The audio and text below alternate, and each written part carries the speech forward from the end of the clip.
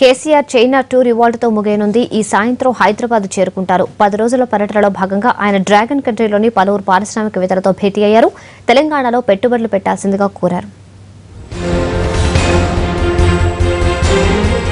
10 రోజుల పర్యటనలో భాగంగా చైనా వెళ్లిన తెలంగాణ సీఎం కేసీఆర్ తొలి రోజు నుంచి పెట్టుబడులే లక్ష్యంగా భేటీల పారిశ్రామికవాడల పరిశీలనలతో బిజీగా గడిపారు. డ్రాగన్ కంట్రీలోని షాంఘై, బీజింగ్తో పాటు పలు నగరాల్లో పర్యటించిన ఆయన అక్కడి పారిశ్రామిక విధానాలను అడిగి తెలుసుకున్నారు.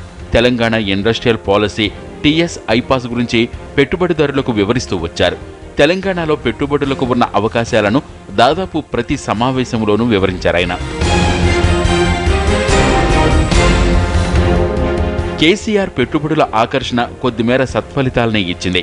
సాఫ్ట్వేర్, ఇతర రంగాల్లో సేవలు అందించడం, క్లౌడ్ కంప్యూటింగ్లో చైనాలోనే మొదటి స్థానంలో ఉన్న ఇన్స్ఫర్ తెలంగాణలో పెట్టుబడులు పెట్టేందుకు సానుకూలత వ్యక్తం చేసింది. ఎలక్ట్రానిక్స్, హార్డ్వేర్ రంగంలో పెట్టుబడులు పెట్టేందుకు సంస్థ ప్రతినిధులు అంగీకరించారు. వ్యర్థ పదార్థాలతో విద్యుత్ ఉత్పత్తి, నీటిపారుదల ప్రాజెక్టులకు ఆర్థిక సాయం అందించేందుకు బ్రిక్స్ దేశాల సహకారంతో ఏర్పడిన న్యూ డెవలప్మెంట్ బ్యాంక్ సానుకూలత వ్యక్తం చేసింది. ఈ 10 రోజుల పర్యటనలో పారిశ్రామికవేత్తలతో భేటీలతో పాటు చైనా వాల్లాంటి పర్యాటక ప్రాంతాలను కూడా సందర్శించిన కేసీఆర్ టీం 9వ రోజున హాంకాంగ్లో పర్యటించింది.